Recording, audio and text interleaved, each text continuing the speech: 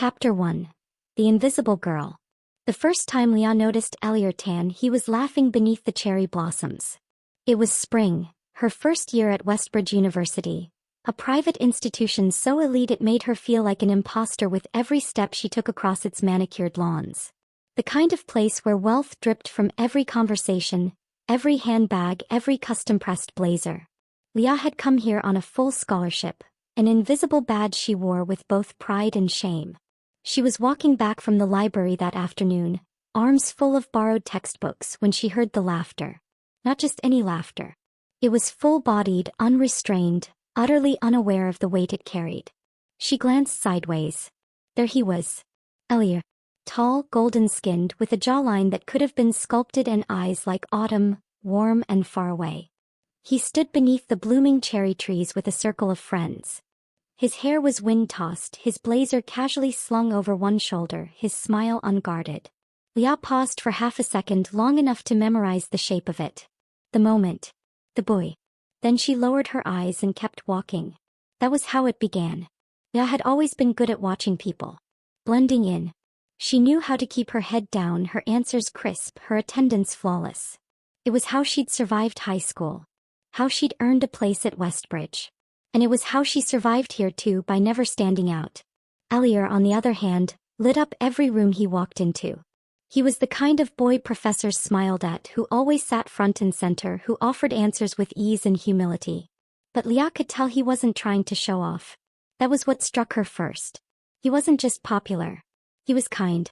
When someone spilled their coffee in lecture hall B2, Elior had helped mop it up without a word. When a visiting professor asked an impossible question and no one answered, he raised his hand, not to correct but to contribute. He didn't laugh the loudest or flirt the most, but he was always there, present, patient, curious. In her second semester they shared a class, Modern Political Thought. Leah nearly dropped it just to avoid sitting near him. But she stayed. And so began her quiet spiral. She sat 2 rows behind, always slightly to the left. Just enough to see his profile. He never noticed her. Not really. Except once. Professor Javier had assigned group projects and, by random draw, placed her in Elior's group, along with 2 other students from vastly different worlds. One of them groaned at the arrangement. Another barely attended. But Elior? He looked straight at her and smiled. "Looking forward to working with you," he said. Leah could barely nod. Their first meeting was at the library. She arrived early, heart thudding like a metronome gone wild. When he walked in, sunlight caught in his lashes, her breath caught. They worked in quiet harmony. He did the research. He handled the presentation slides. Their conversations were brief but easy. After their presentation, well received by the professor, he turned to her as they exited the hall. "You're good," he said. "I mean that." "Thanks," she managed, voice hoarse. "You don't talk much," he added, not unkindly. "I guess I don't." He chuckled. "That's all right. You say enough when it matters." She remembered those words for months. By her 3rd year, Leah had written an entire journal dedicated to Elior Tan. Not that she intended to. It started with little sketches. The curve of his smile, his initials in cursive. Then paragraphs. Then poems. Thoughts she didn't dare voice aloud. He looks like sunrise when he thinks. He doesn't know he's gentle. She never imagined showing him. Never even dreamed it. In her mind he lived on a pedestal too far to reach. A constellation in the same sky, yes, but galaxies apart. She heard rumors he was dating someone once. A girl from a wealthy family, known for her charm and ambition. Leah saw them holding hands once, walking past the cafe on campus. Her heart didn't break. It just quietly folded. "You should tell him," said Raya, her roommate and only friend. They were lying on their dorm beds, finals looming. Leah blinked up at the ceiling. "That's a terrible idea." "Why? You've been in love with him since forever." "I'm not in love with him," she lied. Raya scoffed. "You write about him like he's poetry." Leah turned her face to the wall. "I'm not the kind of girl someone like him would choose." "What does that mean?" "It means," her voice faltered, "he comes from a world that doesn't include girls like me." Silence. Raya said more gently, "You don't know that." "I do," Leah said. And she believed it. The summer before graduation, Leah got a part-time job at the library archives. On her second week, she was tasked with sorting donations from students. Old books, files, belongings left behind. One box had a familiar name on it, Elior Tan. She hesitated before opening it. Inside was a mix of items. A battered notebook, some textbooks, and a leather-bound journal with post-its sticking out. She wasn't supposed to look. But curiosity won. Inside she found his notes. Beautiful handwriting, bold underlines, margin scribbles. One entry made her pause. Sometimes I wonder if I'm really being seen. Or if they just love the idea of me. That line echoed in her mind for days. In late May, on the final day of campus life, Leah did something reckless. She wrote him a letter. It was simple. Honest. A confession meant only for paper. Dear Elior, you probably don't remember me after graduation, and maybe that's fair. I've watched you from a distance for 4 years. Not in the creepy way, I swear. Just from behind. From across. You made this campus feel like home to people like me. You were kind without even knowing it mattered. I never thought I could say this out loud, so here it is instead. I liked you. I still do. And that's enough. Yeah. She folded it. Sealed it. Wrote his name on the envelope. But in the end she couldn't leave it in his box. She kept it instead, tucked into the back of her poetry notebook, pressed between unspoken stanzas. At the graduation ceremony she saw him one last time. He was walking toward the gates, alone, his cap slung in his hand, tie loosened. She watched him from under the shade of an old tree. And then he looked up. Their eyes met. He gave her a nod. A small, soft one. Nothing dramatic. But to Leah it felt like an ending. He smiled barely. He turned and walked away. Leah didn't cry. Not then. She just took out the letter that night, read it one more time, and slid it into an old copy of the bell jar. The book that had first taught her the beauty of solitude. She told herself she would forget him. That life would go on. And it did. But somewhere deep inside her chest, a little room stayed locked. A room named Elior. Chapter 2. Quiet Moments and Stolen Glances. Leah had learned the art of silence long before college. It had become a second skin in childhood. When teachers praised her grades but forgot her name. When her father's debts forced her to stop asking for new shoes. When her mother's eyes held worry that words couldn't erase. She understood early that speaking too much could draw the wrong kind of attention. So she became excellent at listening. Observing. Blending. And in college, where privilege spoke the loudest, silence became her armor. Except when she was around Elior Tan. Even if she never said a word, her heart was anything but quiet. Their group project during sophomore year had been her undoing. For 2 weeks she had sat beside him during library meetings, struggling to concentrate on Rousseau's The Social Contract when all she could focus on was the subtle rise and fall of his voice. Elior wasn't like the others, not just in behavior but in presence. He had a calmness about him, a gravity that pulled people in. And yet he didn't seek attention. He gave it freely and gently, in a way that made people want to be better around him. She noticed things. He never interrupted. He let others speak even when they were wrong, then corrected them with a kindness that softened the blow. He had a habit of tapping his pen lightly on the desk when deep in thought, and of pressing his lips together just before he disagreed with someone. And once, just once, he had looked at her during a debate on moral relativism and said, "Leah, you're quiet. But I'd like to hear your thoughts." She had blinked, stunned. Her throat had dried. She muttered something forgettable, her voice low and shaky. But afterward he'd smiled and said, "I liked your point." That night she'd written it down in her journal like a treasure. He said my name. He listened. He smiled. For a moment I wasn't invisible. She had convinced herself she didn't love him. That it was just a harmless crush. That once the semester ended, her heart would settle. But then there was the day it rained. It was mid-autumn. She had stayed late in the library archives for her part-time job. By the time she left, the clouds had burst open. She stood under the concrete awning, clutching her bag, her cheap sneakers already soaked. Her umbrella had broken 2 weeks ago. She hadn't bothered replacing it. She was debating whether to make a run for it when she heard his voice. "Hey, you headed to West Hall?" She turned.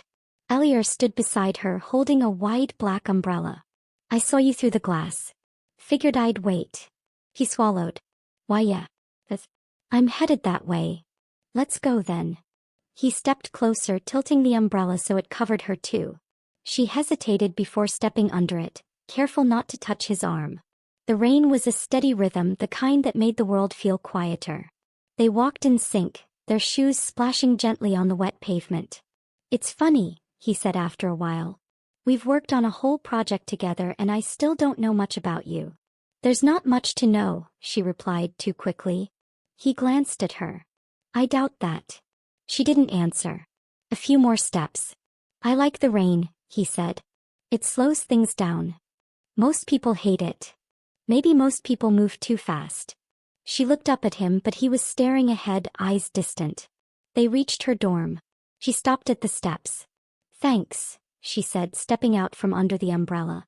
"Anytime," he replied, his voice as warm as the light spilling from the entrance behind her. She didn't sleep much that night.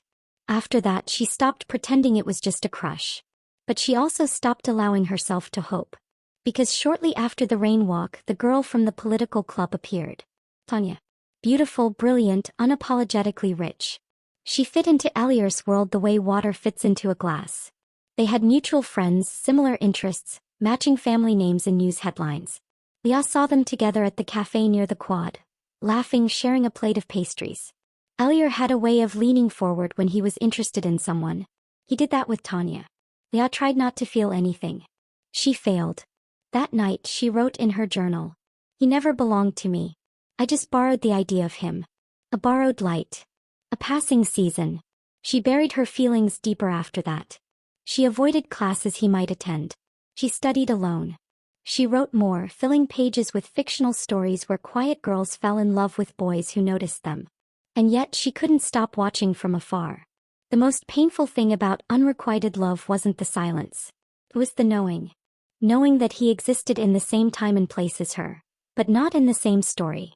Senior year brought changes. Elior was chosen as student representative for commencement. He gave a speech about growth, failure, and courage. Leah watched from the third row, hands clenched in her lap, heart pounding with every sentence. He looked straight ahead the whole time, never once seeing her. After the ceremony, she walked back to her dorm alone, past fountains and flowers and laughing students. She didn't attend the graduation party. She stayed in her room, surrounded by packed boxes and unopened letters from publishing houses. The next morning she wrote the letter she would never send. And she told herself, this is the end. But endings aren't always clean. Even after leaving Westbridge, Elior lived inside her. Not like a wound, but like a song that played softly in the background. Some days she forgot the melody. Other days it was all she could hear. She saw glimpses of him in strangers at crosswalks. In a voice on a podcast. In the mention of a surname during a meeting. She followed his family company's news once in a while, purely by accident. At least that's what she told herself. She dated. She tried. But something always stopped her heart from opening too far. Because deep down she had given it away long ago. At age 28, Leah found the letter again while cleaning her closet. It was tucked inside the old copy of the bell jar, now yellowed and worn, spine barely holding. She sat on the floor, letter in hand, rereading words she no longer recognized. "You made this campus feel like home to people like me." Her fingers trembled. She hadn't realized how young she sounded then. How raw. He almost threw it away. But she couldn't. She placed it in a small wooden box along with her college ID, a pressed flower, and a photo strip of her and Raya.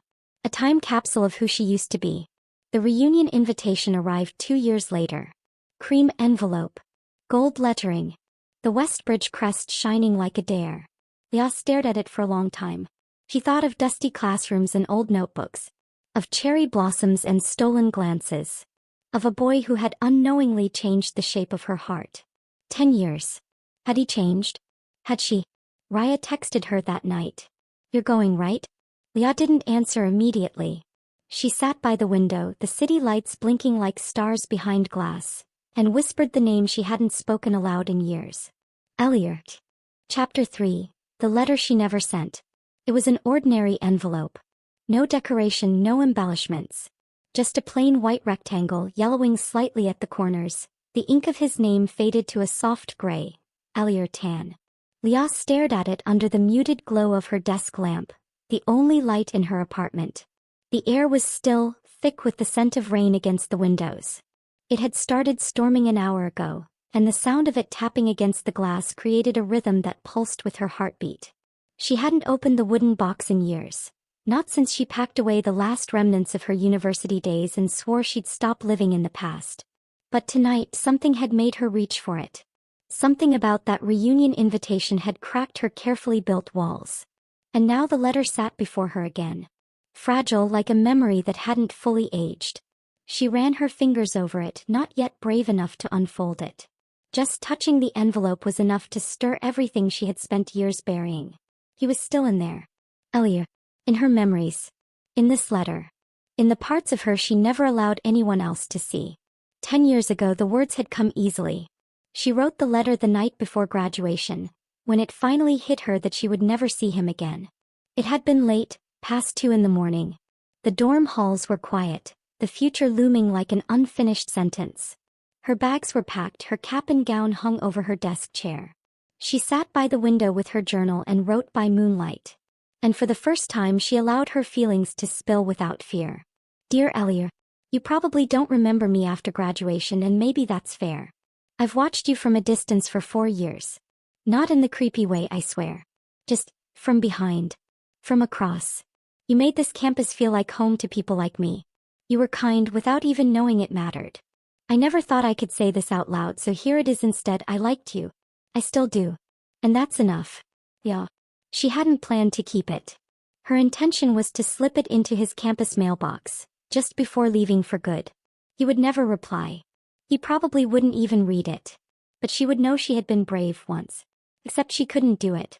She stood in front of the mailbox with the letter in hand, her heart pounding so hard she could feel it in her throat. Her fingers trembled. Her stomach twisted. And just like always, fear won. What if he laughed? What if he told someone? What if, worse, he felt sorry for her? She didn't want pity. She didn't want anything from him, not really. She just wanted to let the feeling go. But she couldn't risk even that. So she walked away, letter still in her pocket. Now 10 years later she finally opened it. The paper was delicate, the ink slightly smudged, but the words remained. Leah read them slowly. Her own handwriting felt foreign, like a letter written by another girl. Maybe it was. That girl had been younger. Softer. Hopeful. She didn't feel like that girl anymore. She'd grown up. She'd faced real heartbreak. Job losses. Her father's long illness. The quiet collapse of a 3-year relationship with a man who said she was too distant, too closed off. She wasn't the same. But part of her still longed for that girl's innocence. Her courage, even if it came too late. Her phone buzzed beside her. Raya. So, you went to the reunion or not? Leah stared at the screen. She thought of the letter again. Of Elior's eyes that day beneath the cherry blossoms. Of their one walk in the rain. Of her silence. She had spent so long pretending he was just a memory. But the truth was he had been a weight on her chest for a decade. Not because she expected him to love her back. But because she had never let herself release what she felt. What if seeing him again changed nothing? But what if it did? The reunion was 2 weeks away.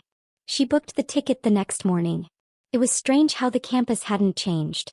The buildings were still stately and pristine. The bell tower still rang every hour. Students, different faces now, younger, rushed past on skateboards and bicycles. The cherry trees had bloomed early this year, lining the main quad in soft pink. It was like walking into a dream she had once lived. Leah felt out of place and too familiar all at once. She arrived on a Friday evening and checked into a nearby hotel, opting out of the offered dorm housing. The idea of returning to that same room, even for nostalgia, made her chest tight. She stood before the mirror and adjusted the collar of her blouse. Her hair was longer now, her style more polished, her eyes a little wiser. But the nerves? The nerves were still 19 years old. She hadn't told anyone, not even Raya, what she hoped to find here. She just knew she needed to see him one last time. The reunion gala was held in the main hall, grand and echoing, with chandeliers overhead and live music playing softly in the background. People hugged and laughed. Names she hadn't heard in years floated around her. She kept scanning the crowd even when she told herself not to. Then she saw him. Elior, 10 years older. Broader in the shoulders. A little sharper in the jaw. His hair was shorter, darker, and he wore a navy suit that looked like it belonged in a fashion magazine. He was talking to two people she didn't recognize, but his smile was exactly the same. Leah froze in place. Her first instinct was to leave. But she couldn't move. And then he turned. Their eyes met. Time didn't stop. But it slowed just enough for her to feel it. He blinked. His expression shifted, recognition dawning slowly, followed by surprise. And something else. He started walking toward her. Leah's feet refused to work. Her hands clenched. Leah. Her name on his lips. After all these years. She managed a nod. Hi, Elior. He looked stunned for half a second. It's been a while. 10 years. He chuckled. Has it really? His voice was deeper but still familiar. It curled around her like a warm memory. You look, he trailed off, seeming to catch himself. You look great. So do you. The awkwardness between them wasn't tense. It was gentle, uncertain. Like two people trying to pick up a thread from a conversation that never really began. He asked her what she did. He told him about publishing. He nodded, said it suited her. She asked about his work. He was running a portion of his family's company now.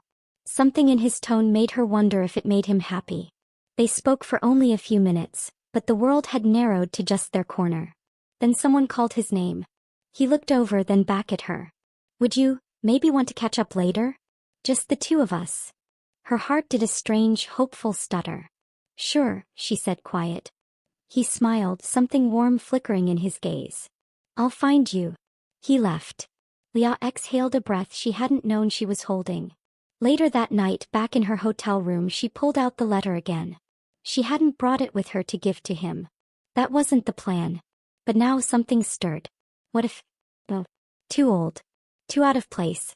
So, she laid it beside her on the pillow and stared at the ceiling, remembering. Wondering if maybe, just maybe, some doors didn't lock forever. Chapter 4. 10 years later. Leah had never been the kind of person who believed in fate. She believed in effort, in long nights and quiet sacrifice. She believed in being overlooked, in working twice as hard to earn half as much. She had never had the luxury of waiting for good things to simply fall into her lap. And yet, as she stood in the quiet garden behind Westbridge's old music hall, under a sky sprinkled with stars, she wondered if maybe, just this once, fate had nudged her in the right direction.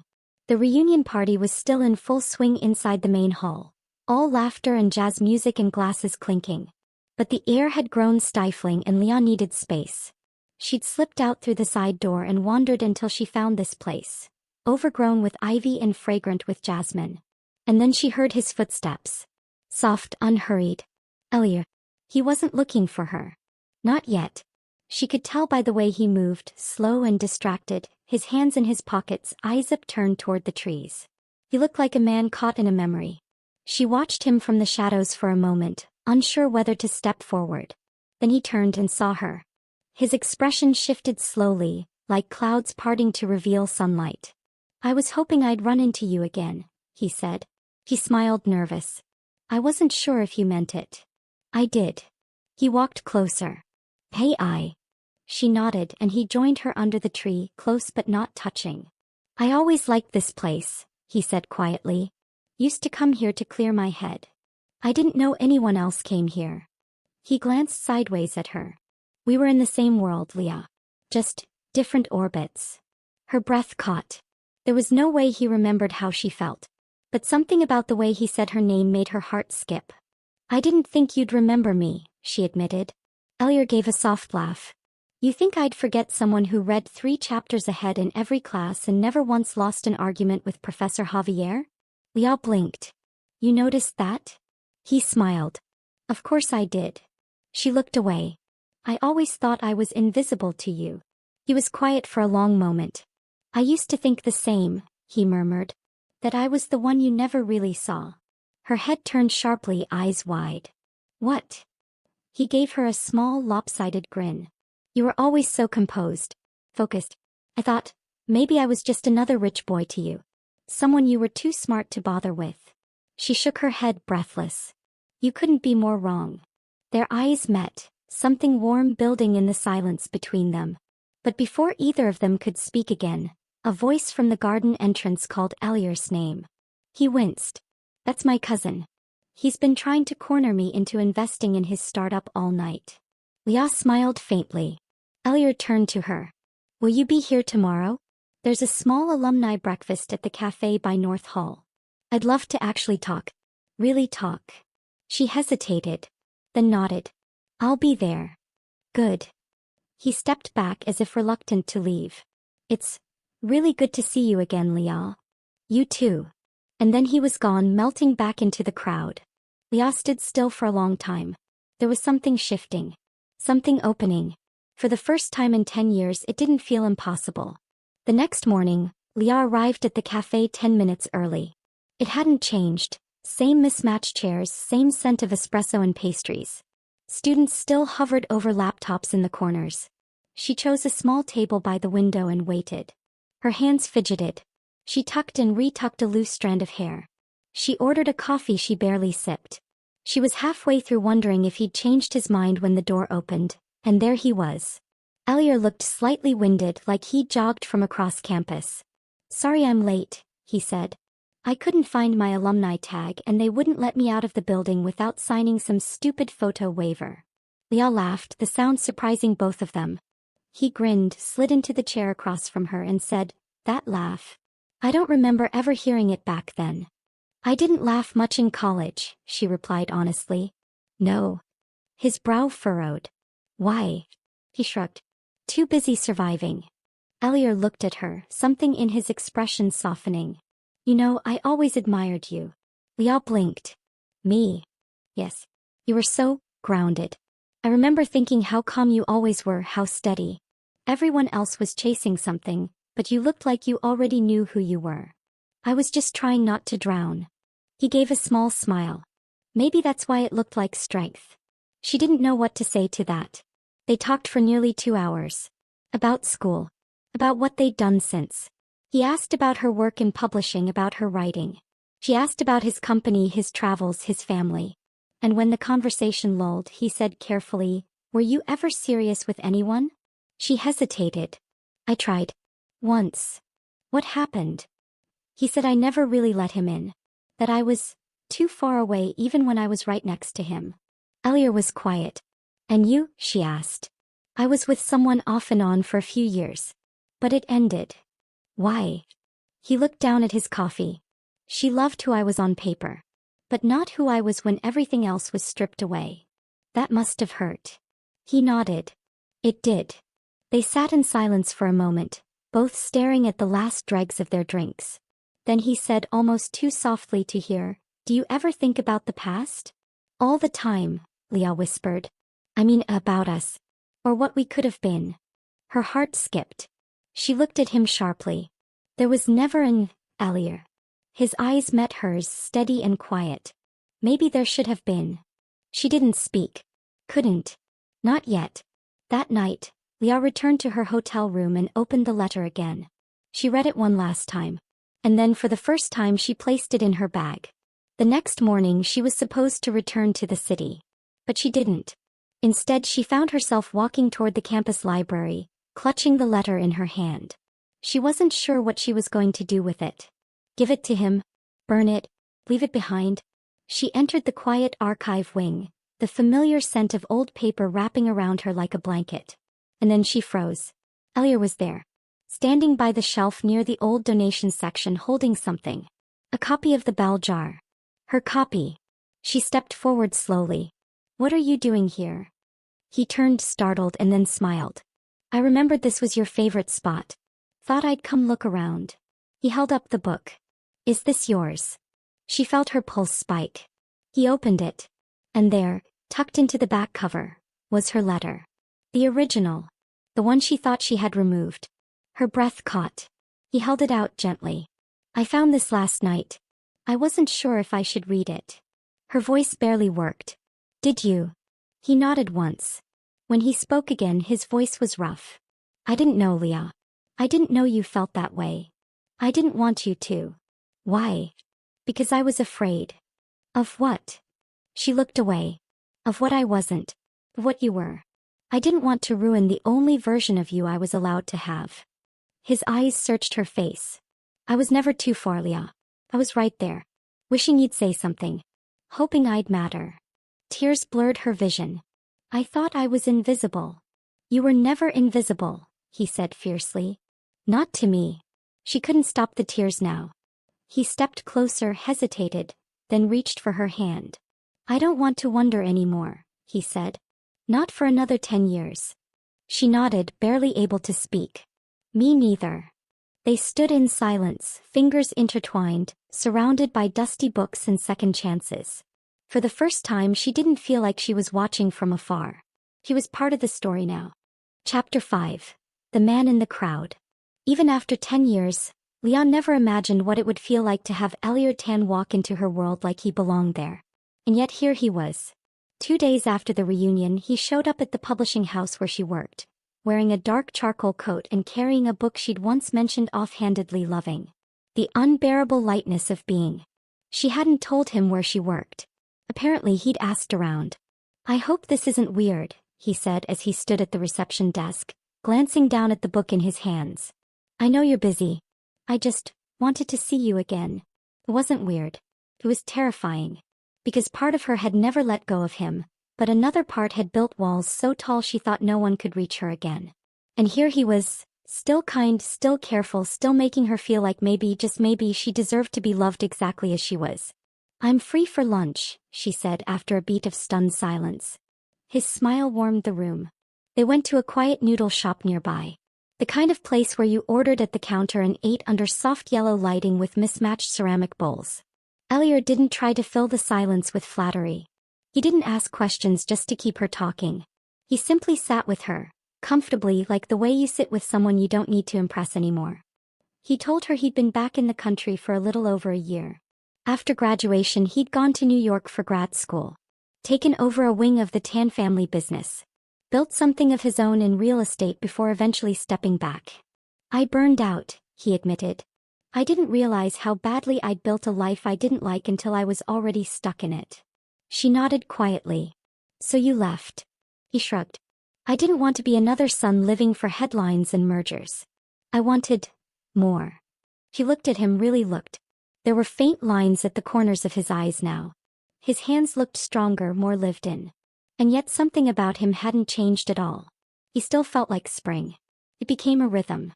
He'd message her randomly. A photo of a cafe that reminded him of their campus. A quote from a book she once liked. An awkward selfie from the dog park where his sister had forced him to babysit her retriever. She'd reply. Sometimes with words. Sometimes just with emojis. But always with something. Then he asked one evening. Dinner Friday? She stared at the message for a full minute. Then typed. Okay. He picked her up in front of her building holding a single yellow daisy. Not a rose. Not a bouquet. Just one daisy, like a memory preserved in bloom. She laughed when she saw it. You remembered, she said. He grinned. It's not much, but it's honest. Their dinner was at a modest Italian place tucked between a bookstore and a bike shop. There were no white tablecloths or violins, just shared pasta, stories, laughter. They talked about everything and nothing. About the weirdest things they'd ever eaten. About Raya, who was now married to a painter and living in Denmark. About books and bad TV and why neither of them could keep houseplants alive. And then, somewhere between the second glass of wine and dessert, he looked at her and said, Can I ask you something? She nodded. When you wrote that letter, back then, what were you hoping for? She hesitated. I wasn't hoping for anything, she said. I just wanted to be brave. Once. He was quiet. I wish you'd given it to me, he said. Would it have made a difference? He didn't answer right away. Then he said softly, maybe. I was pretty lonely too back then. You didn't seem like it. I didn't let it show. They both looked down at their plates. The air between them shifted, fragile. He walked her home that night. At the front steps she stopped. Do you want to come up? She asked, voice soft. He looked at her, unreadable for a moment. Then shook his head gently. I don't want to rush this, he said. Not if it's real. She blinked. A little stunned. Is it? She asked. He stepped closer, his hand brushing hers. I want it to be. She smiled. So did he. He didn't kiss her. But he held her hand until she walked inside. and somehow that felt more intimate than anything else. In the weeks that followed, they danced around it. Around the fact that 10 years had passed and yet everything between them felt like unfinished business. Like a conversation paused mid-sentence. Some days she questioned herself. Why no? What did he want from her? What if this wasn't about her at all, but the nostalgia of what could have been? But then he'd send her something small. A coffee left at her desk when he knew she had deadlines. A doodle of a daisy on a post-it note. A voicemail of him reading the first paragraph of her favorite novel in a ridiculous accent. He wasn't trying to win her over. He was just there. Consistent. Patient. And slowly the walls she had built began to soften. One day she took him to her favorite bookstore, the kind no one really knew about, nestled on the second floor of an old building downtown. He wandered through the aisles like a child in a museum. I haven't felt this peaceful in years, he whispered. She smiled. It's my sanctuary. They sat on the floor between the poetry and philosophy shelves, flipping through used paperbacks.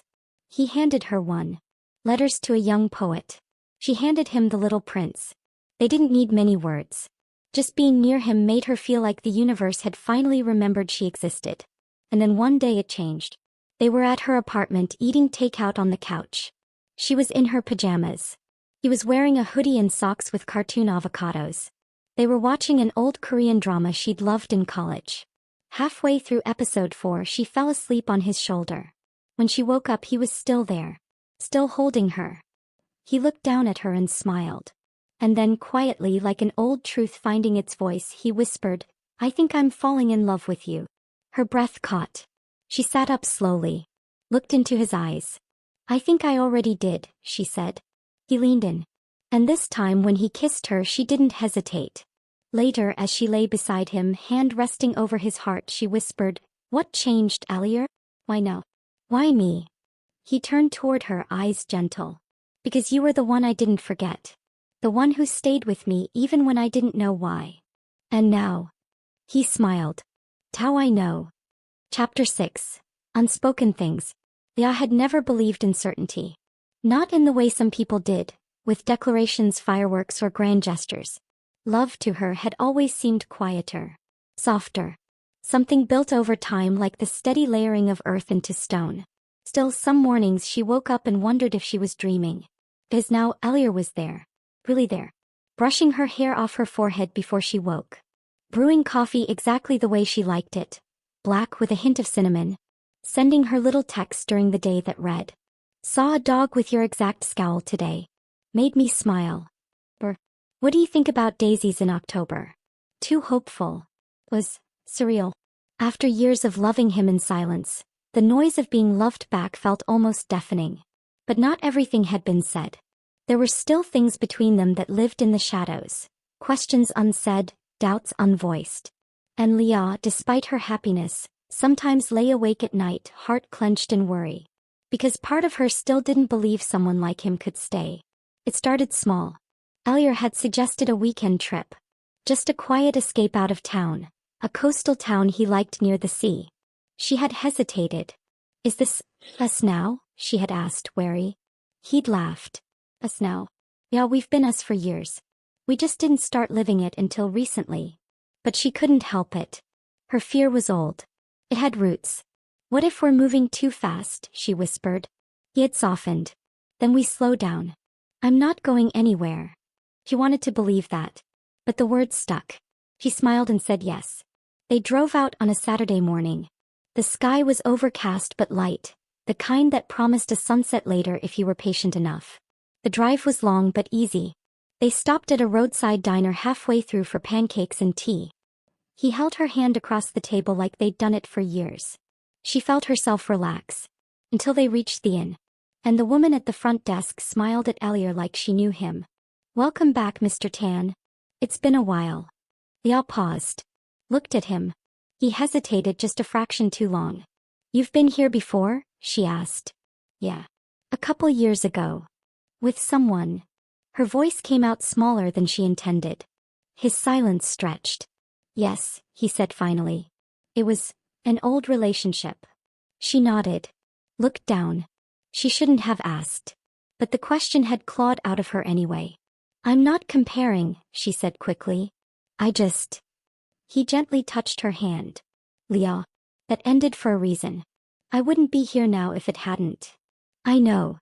But the air between them had shifted. That night after dinner they sat on the porch overlooking the sea.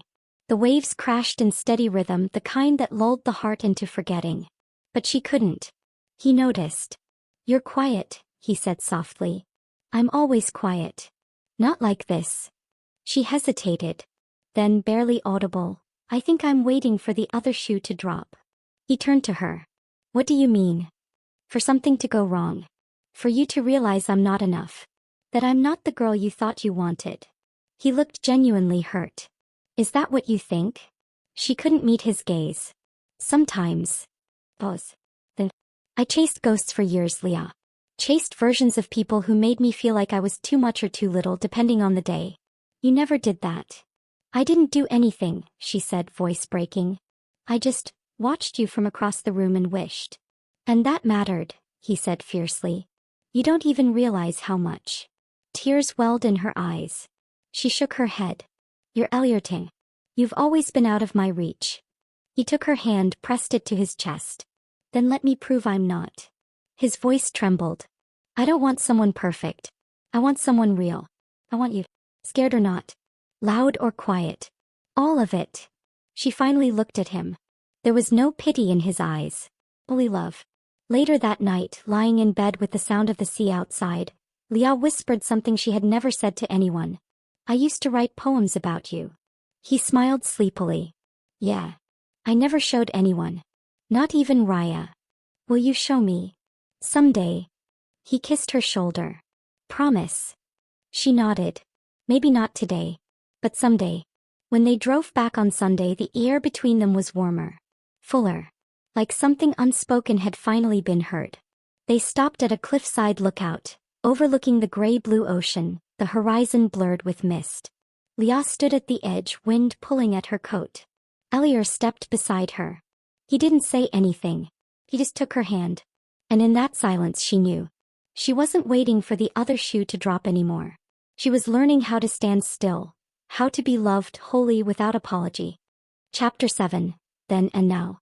There were moments when Leah forgot how long it had taken to get here. Moments when Elior's hand brushed her cheek while she made tea, or when he pressed a kiss to the back of her hand while waiting at a stoplight. When he read aloud from her favorite books just to make her laugh, or when he called her name like it was something sacred. In those moments, the ache of the past faded. The loneliness of her college years. The weight of every unspoken feeling. They quieted into background noise. But memory is a strange thing. Sometimes, even in the brightest warmth, the shadows still reached for her. It started with a message from her old professor. Professor Javier. Political theory. The one class where Elior and Leah had first sat at the same table. She hadn't heard from him in nearly 8 years, but the email arrived one morning like a ghost knocking on a door she thought she'd locked long ago. Leah. We're organizing a small lecture and panel discussion at Westbridge for alumni working in the publishing or academic fields. Would love for you to speak. Elior is already on the list, by the way. Let me know. Professor Javier. She stared at the message for a long time. That classroom was where it all started, where she first realized how her heart raced when Elior spoke, how she memorized the rhythm of his voice long before she admitted what it meant. She could still remember the exact seat she used to choose. Second row from the back left corner. Out of sight. Always out of sight. Now she was being asked to come back. Not as a student. As someone worth listening to. She forwarded the email to Elior. Leah. Did you say yes already? He responded almost instantly. Elior. Yeah. I thought you might get invited too. We'd make a good panel duo. Leah. Are you sure you want to go back there? With me? Elior. Leah, I don't want to go back there without you. They returned to campus the following weekend. This time there was no reunion. No crowd. Just a few dozen students, a dusty old lecture hall, and the weight of memories pressing against the polished wooden floor. Leah stood at the front of the room with a mic clipped to her blazer. Her heart beat like it used to before a deadline, sharp and fast. Elior sat beside her, his notes crisp, his smile easy. When it was her turn to speak, she cleared her throat and said quietly, I spent 4 years walking the halls of this campus like I didn't belong. A few students looked up, surprised. She continued, I didn't come from money. I didn't speak in debates. I wasn't the one who raised her hand in every lecture. I was just watching, burning, hoping no one would notice how scared I was. She paused. And yet this place taught me how to write. Taught me how to see people. How to make quiet matter. Her eyes found Elior's. He nodded just once. Encouragement. Reassurance. I spent 10 years thinking my silence made me forgettable, she finished. But the truth is, the right people hear you, even when you don't say a word. The room fell silent. And then came applause, gentle but real. Afterward, while students filed out, a young woman approached Leah. I just wanted to say, thank you, she said, clutching her notebook. I felt invisible here for 2 years. But hearing you talk made me feel seen. Leah's throat tightened. He smiled warm and real. You're not invisible. I promise. Later she and Elior walked the old paths again. The quad. The cherry tree bench. The library steps where they'd shared that umbrella in the rain. Feels like a lifetime ago, he murmured. It was, she said. But also, not. They sat under the same cherry tree that had once framed her silent longing. The petals had fallen, but the branches still arched above them, like a memory stretched into the present. I used to sit here, she said, when I couldn't breathe. Elior turned toward her. What suffocated you? Everything. Wanting things I couldn't name. Loving you without permission. His expression softened. If I had known. You didn't need to. I wasn't ready. He reached for her hand, threading their fingers. I hate that we lost so much time. But we didn't, she whispered. Not really. Because I found myself in the silence. Now, I get to love you out loud. He closed his eyes, moved by the truth of her words. They sat like that, holding hands under a sky that remembered them.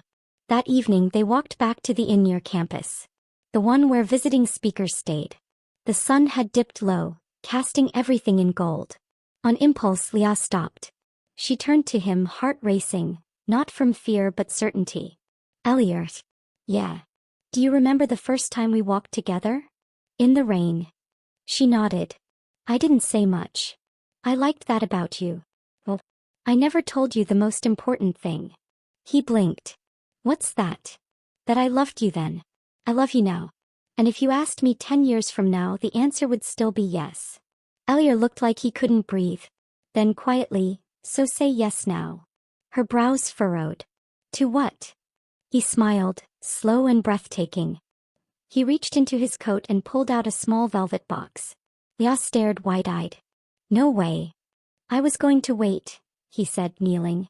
But this moment feels like the bridge between everything we were and everything we're going to be. He opened the box. Inside, a delicate ring, simple, elegant. Just like her. I've loved you longer than I ever understood. I just didn't have the courage to look for you the way you looked at me. But I see now, Leah. Every part. And I don't want to spend another decade wondering what if. She laughed through her tears. Then nodded, unable to speak. Yes, she managed. 1,000 times yes. He stood, pulled her into his arms, and the world for a moment was still. Then and now. Past and future. All of it finally together. Chapter 8. Everything after. Leah had once believed that love for people like her came in fragments. Moments stolen from what could never be whole. A smile across a classroom. A silent wish on a rainy walk. A letter never sent. But now, as she stood at the threshold of everything she had ever been too afraid to want, she realized, love wasn't meant to be perfect. It was meant to be chosen. Every day. In the quiet. In the chaos. In the morning light and the midnight fears. And Elior chose her. The engagement was quiet. No press. No lavish announcement. Just them, and a few close friends who'd been part of their story all along. Raya cried when Leah told her. Oh my God, you're actually engaged to your college crush? She sobbed. Do you know how unfair that is to every girl with unresolved feelings? Leah laughed until her stomach hurt. It only took me 10 years. And a letter you never even gave him. I did, Leah whispered. Eventually. Raya leaned in. Can I read it? Nope. Ugh. You're still annoyingly private. But she hugged her so tightly it nearly made Leah cry again. Wedding planning was chaos, and not something either of them cared too much about. So they kept it small. A garden ceremony in early spring. Close friends, no photographers, no designer gowns. I just want to hear you say yes, Elior told her one night, curled beside her on the couch. That's all the ceremony I need. They shared rings with daisy etchings on the inside. Because daisies were hope. And she had waited long enough for it. On the morning of the wedding, Leah stood before the mirror in a simple ivory dress, her heart both calm and alive. She expected nerves. But all she felt was peace. I don't think I've ever seen you smile like that, Raya said, watching her from the doorway. I didn't know I could. The ceremony was held under the same tree where Elior had first kissed her. Where they had read poetry and talked about lives they never thought they'd share. Now they stood there hand in hand, surrounded by people who mattered, and spoke vows they had written themselves. I spent most of my life not believing I was enough, Leah said softly. But somehow loving you made me feel whole. And being loved by you taught me I didn't need to be anyone else. Elior's voice cracked as he took her hand. I didn't see you then, Leah, not truly. And I'll spend the rest of my life making up for every minute I missed. They kissed to soft applause, the kind born not from show, but from love that had grown slowly. Earned. Married life wasn't a fairy tale. They argued over dish soap brands and how cold the aircon should be. Leah forgot to eat when she worked late. Elior sometimes left wet towels on the floor. But none of it scared her. Because they had lived through the ache of silence. They knew how to listen now. They knew how to choose each other, even in the small, unglamorous ways. Elior would leave notes in her books. Chapter 12. You always leave the best parts bookmarked. Like you knew I'd read them too. Leah would buy him ridiculous socks, bananas, planets, avocados, just to see him wear them proudly in meetings. One evening, months later, Leah was organizing their shared bookshelf when a familiar envelope slid from between two novels. She froze. The letter. The one she had written in college. The one she'd kept hidden for years. She picked it up, fingers trembling, not with fear but with awe. It had yellowed more. Faded. But still it lived. Just like the girl who had once written it, shaking and silent and brave. Elior walked in a moment later, fresh from the shower, towels slung over his shoulder. You found it, he said gently. She nodded. You kept it. I kept everything, he replied. Every look. Every moment. Every almost. She opened the letter again. Read her words. Then looked at him. I was so afraid of being forgotten, she whispered. You never were, he said, pulling her into his arms. You were just waiting for the right chapter. And so their story went on. Not as a second chance. Not as a perfect ending. But as something real. Two people who once stood on opposite ends of a crowded campus, watching, waiting, hoping. And who, against all odds, found their way to the middle. To love. To everything after. Chapter 9. The letter again. Rain came suddenly that morning. Leah stood at the cafe window, watching the people rush past, umbrellas popping open like petals after a long drought. The sound of droplets against glass was a lullaby of memory, taking her back to days long before Elior had found his way back into her life. She cradled a warm mug of chamomile tea, trying to steady her heartbeat. It had been months since the wedding, and yet, the memory of that long-ago letter still pressed itself to the surface at unexpected moments, quietly, insistently. Today was one of those days. She had tucked it back into her journal after rediscovering it, but the words had stayed in her thoughts. Not because of the content anymore, but because of what it had cost her to write them. What it had meant, to love someone in secret with no expectation of being seen. No. She was loved openly, fiercely, gently. But something inside her needed closure, not just from the past but from the girl she once was.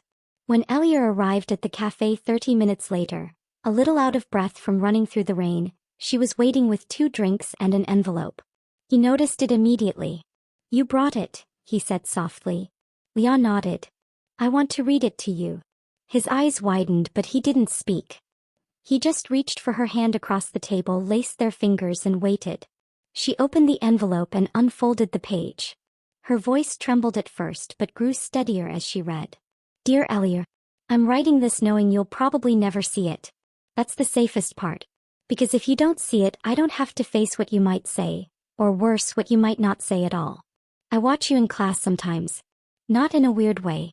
Just enough to memorize the sound of your laugh. You always smile at people like you expect them to smile back. That's rare. I don't know what it's like to be in your world. The one with weekend ski trips and names that open doors. But I know how it feels to want something you can't touch. And I want you. Not for your name. Not for your money. But because there's a gentleness in you that you don't even know you carry. Makes people feel safe. Makes me feel safe. I won't give you this letter. I don't want to embarrass myself. But if one day you find it, maybe you'll understand why I never said a word. Love. Yeah. When she finished, silence hung between them like mist. Elior's thumb brushed against hers. His eyes were damp. I wish I could go back and hold that version of you, he said, voice rough. She deserved so much more. Leah's throat tightened. She got more. Eventually. He nodded, then leaned forward and kissed her knuckles. Thank you, he whispered. For surviving her heartbreak so you could be here with me now. She didn't speak. She just leaned across the table and kissed him softly. That afternoon they walked home under one umbrella, pressed close together. The world felt smaller in the rain, quieter. Safer. When they reached their apartment, Elior stopped at the door. You know what I was thinking? Leah tilted her head. What? That you should publish it. She blinked. The letter. Not just the letter. The whole story. Us. She stared at him. You want our love story out there? I want people to know that sometimes unspoken love still finds its way. That late isn't never. That heartbreak doesn't always win. Her heart twisted. He was serious. You think people would want to read that? He smiled. I would. She laughed. You're biased. Hopelessly. Leah looked at the letter again. And for the first time in her life she didn't feel small because of it. She felt strong. That night she opened a blank document on her laptop. At the top she wrote, So Only You, by Leonore Lintan. Then in smaller font beneath it, a story about the love I once thought I'd never deserve. Elior walked up behind her, slid his arms around her waist and rested his chin on her shoulder. You starting it? She nodded. It feels like time. I'm proud of you. She leaned into him.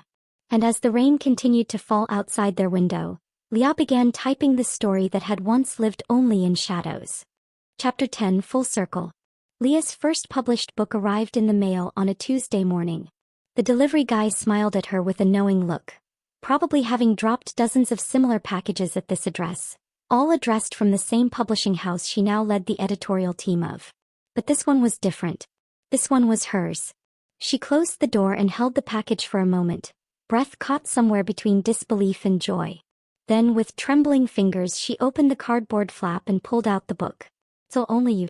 The title gleamed in soft gold against the cream matte cover. A daisy sat etched above the last word. Inside the dedication page, her heart had poured itself into a single sentence. To the boy I once loved in silence and to the man who heard me anyway. Behind her, Elior came into the living room, coffee mug in hand, still barefoot from sleep. Is that it? Leah turned, blinking through emotion. She nodded. He set down his mug and came to her, sliding both arms around her waist. You did it, he whispered. We did it. He took the book from her hand, opened it and read the dedication. Then his lips parted like he was about to say something, but instead he kissed her. Not the kind of casual peck they shared each morning.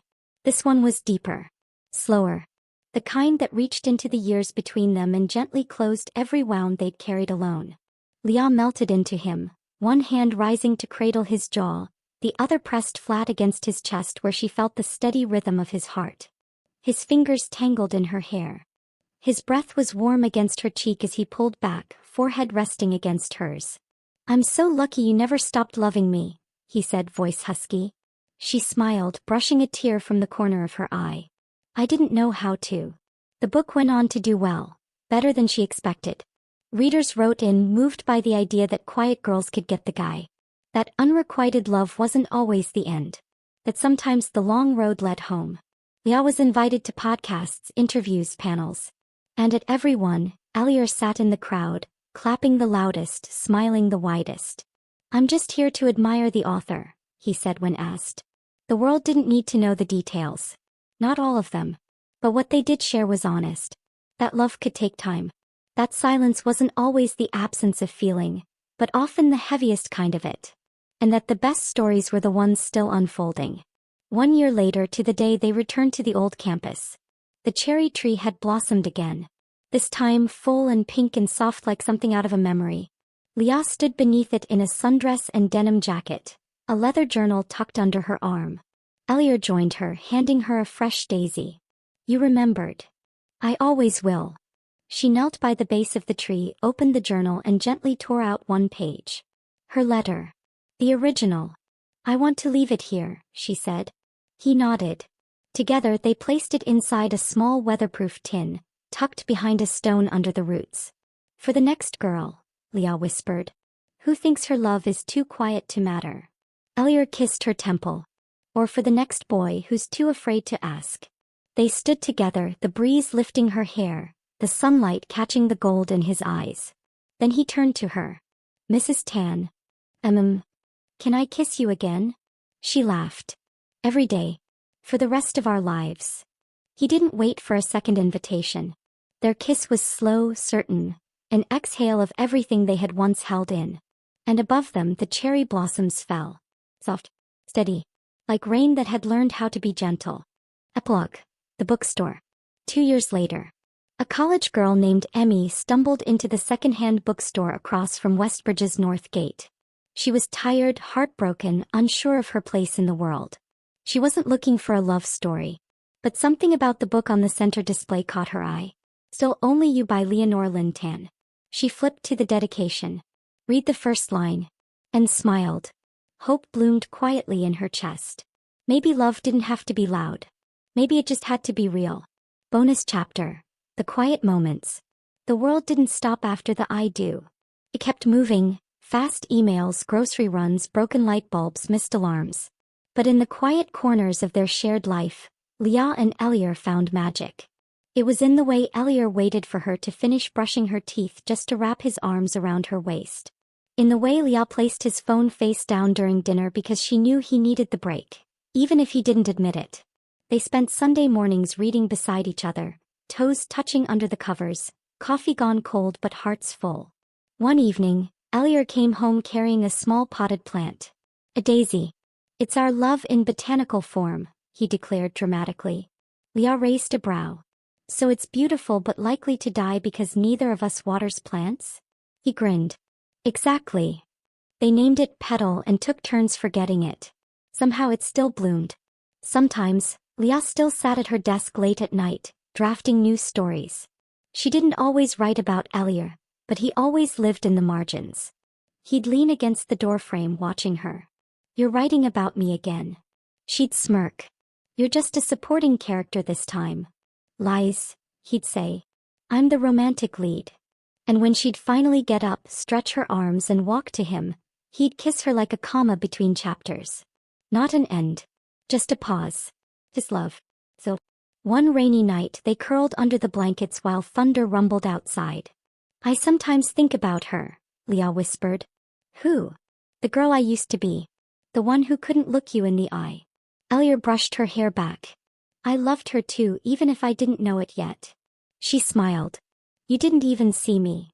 "I do now," he whispered. "I always will." And as the storm raged on, they fell asleep with hands entwined, safe in the knowledge that the quietest kind of love was the strongest of all.